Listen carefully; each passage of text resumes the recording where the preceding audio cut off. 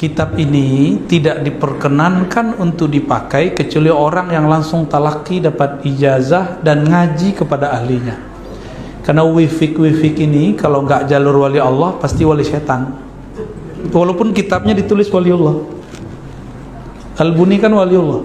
Dia sezaman dengan Ibnu Asakir ahli hadis. Lalu disebutkan dalam kisahnya itu, begitu juga Ibnu Tahir As-Silafi.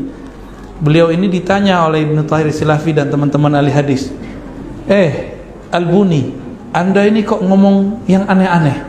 Kata beliau, enggak, saya nggak ngomong aneh, semua yang saya bicarakan asrar Quran. Ternyata dia difitnah. Maka sudah jadi tabiat sunnatullah, siapapun yang memegang ilmu Imam Al-Buni pasti difitnah. Maka antum tinggalkan dulu, Ustaz. Karena nggak talaki kan, cuma baca aja kan. Ya jangan, tidak cukup. Itu kitab isinya wifik. Wifik itu dari kata wafaqa, nulis bentuk gores-goresan tertentu dengan simbol-simbol angka yang sesuai dengan jam dan waktu, dan porsi-porsi kalimat dan angkanya harus sesuai. Misalnya untuk penjagaan rumah. Cuma masalahnya di setiap angka-angka dan huruf itu ada makhluk yang Allah titipkan. Tapi makhluk ini kalau yang buat bukan waliullah, yang masuk adalah tentara Azazil, tentara iblis, tentara jin, bukan tentara Allah dari malaikat. Maka mohon maaf, saya banyak melihat ada orang belajar wifik ini nggak beres, rata-rata nggak beres, karena dia nggak belajarnya ke waliullah.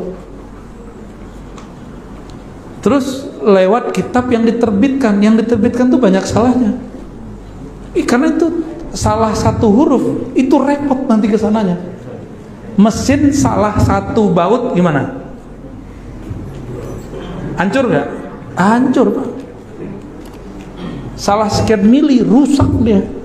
Inilah yang bikin santri-santri aswaja banyak jadi begini. Dia kira mau jadi sufi, terjebak kepada kebatinan. Itu namanya kebatinan. Ilmunya ada. Karena ma'rifatullah itu dan ma'rifat ghairillah ada pada huruf dan angka. Simbol-simbolnya. Simbol-simbolnya ada di huruf. Makanya kalimat-kalimat yang paling dahsyat di Quran itu ada pada huruf-huruf.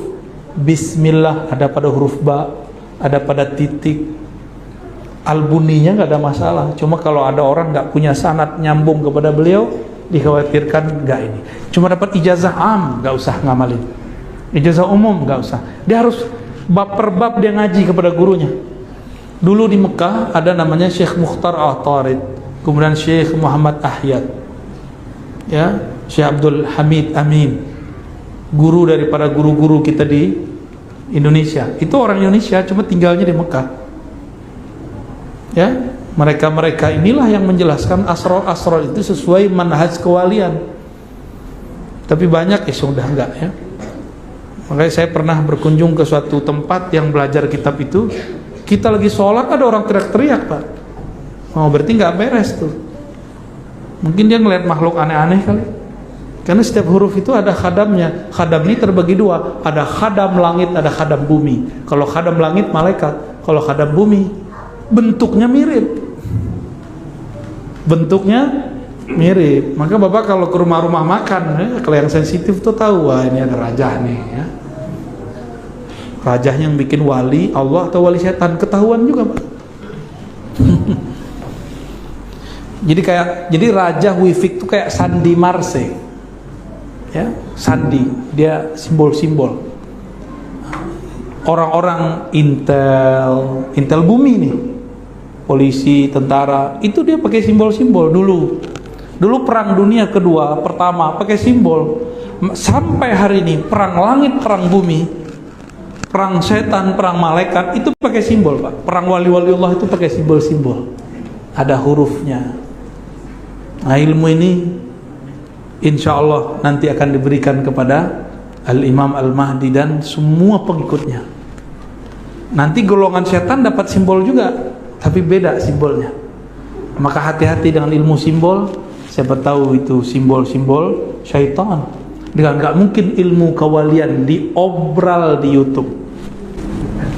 Nggak mungkin, mana ada diobral di YouTube.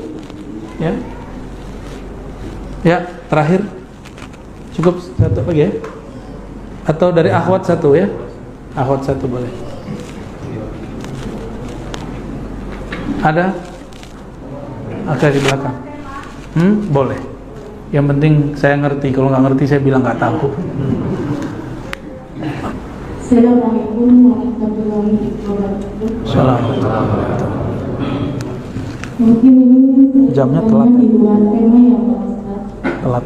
Ini saya bertanya meyakinkan hati saya karena lama sudah dilema di hati saya.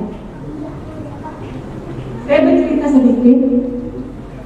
Di sebuah taklim ada yang mengatakan ada perbedaan doa arwah antara suku. Saya garis bawahi, katanya ada suku Jawa dan suku Banda. Apakah ini memang betul? Saya bertanya kepada Pak Ustaz. Baik. Perbedaan doa arwah. Doa arwah itu bulan Sya'ban ya? Ya, sama. Maksud saya sama nggak? Kita samain dulu nih. Kan kalau bulan Sya'ban ada namanya ruahan, ada doa arwah. Oh, doa para arwah yang sudah wafat. Yang mana Bu? Yang sudah wafat. Oh, orang kalau sudah wafat nggak ada lagi suku Banjar, nggak ada lagi suku Bugis, nggak ada lagi suku Jawa. Kalau orang sudah wafat nih, sukunya mukmin, kafir, waliullah, wali setan. Ada satu lagi, munafik. 5. Kita suku yang mana? Jadi nggak berlaku. Suku-suku yang sekarang itu kan nggak murni juga. Emang Bapak yakin Bapak ini orang Banjar, orang Bugis, orang Jawa? Siapa tahu keturunan Cheng Ho ya nggak? Kan wajahnya mirip-mirip kayak ini petarung-petarung Cina. Sedikit. Kayak Bapak ini kayaknya ada Indianya kan? Ini ada Cinanya. Ini campur. Udah mix sudah. Banjar, Bugis, Minang, Jawa, Sunda, Batak, Aceh, apa lagi? Madura, Dayak, apa aja, Arab, tidak Arab, Arab maklum. Semua itu cuma suku badan, bukan suku rohani. Ya, Allah itu bisa semua bahasa nggak? Kalau di sini bahasa kita beda-beda, tapi di sana bahasanya sama, nggak perlu kursus. Jadi Bapak Ibu untuk bisa jawab pertanyaan malaikat nggak perlu kursus bahasa Arab. Harus belajar mengenal Allah, Tuhan Arab dan Tuhan yang bukan Arab. Kan lagi rame. Ya, jadi jangan salah fokus. Kalau ada ustazah ngomong begitu, kita pertanyakan dulu dia siapa yang ngeluarin ustazahnya dia ya? Stempel ustadznya dari mana tuh? Tapi kalau maksudnya doa dalam bahasa orang Bugis, Banjar untuk arwah beda-beda mungkin, karena beda kiai, beda zikir. Ya, saya aja kalau ziarah bentar doang Pak. Ini kaget-kaget. Dulu kalau mereka ziarah kan 1 jam. Ini sama gurunya. Berdiri lagi kan pegel. Sama kita 15 menit paling lama, 10 menit udah lama banget, 5 menit biasanya saya udah selesai. Kita kalau ke kubur bentar aja, salam, kirim doa, baca zikir yang disenangi orang itu.